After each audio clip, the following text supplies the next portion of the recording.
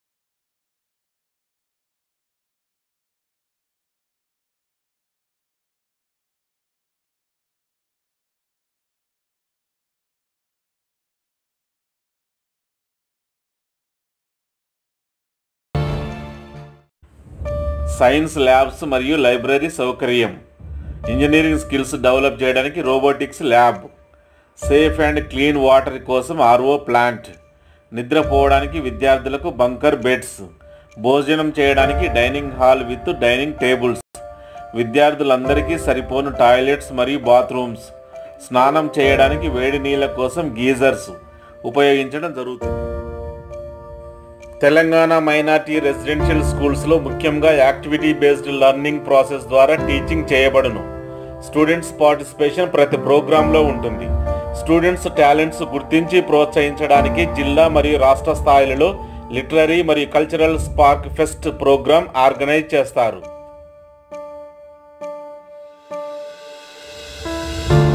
విద్యార్థులను స్పోర్ట్స్ మరియు గేమ్స్లలో ఎంకరేజ్ చేయడానికి జిల్లా మరియు రాష్ట్ర స్థాయి అన్ని ఈవెంట్స్లలో విద్యార్థుల పార్టిసిపేషన్ ఉంటుంది. ఎస్జిఎఫ్ రాష్ట్ర స్థాయి బాక్సింగ్ మరియు ఫుట్బాల్లో విద్యార్థులు పాల్గొని అనేక బహుమతులు గెలుచుకున్నారు.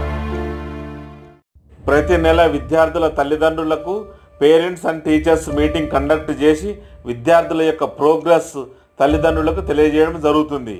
విద్యార్థులలో కో కరిక్యులర్ యాక్టివిటీస్ ద్వారా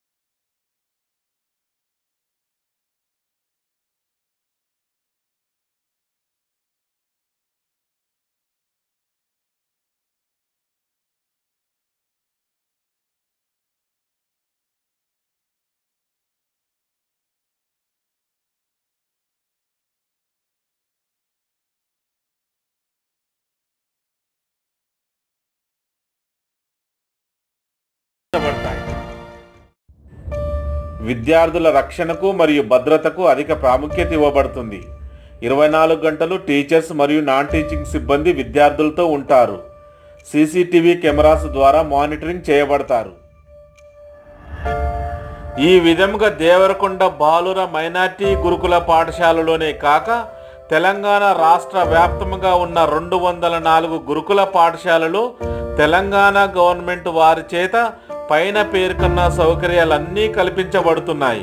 కావున మనమందరము మన పిల్లలను గురుకుల పాఠశాలలో చేర్పించి వారి బంగారు భవిష్యత్తుకు బాటలు వేద్దాం. విద్యార్థులందరూ మంచి పౌరులుగా తీర్చిదిద్దబడుటకు సహకరిద్దాం. మైనార్టీ గురుకుల పాఠశాలలో చేర్పించడానికి ఆన్లైన్లో అప్లై చేయగలరు.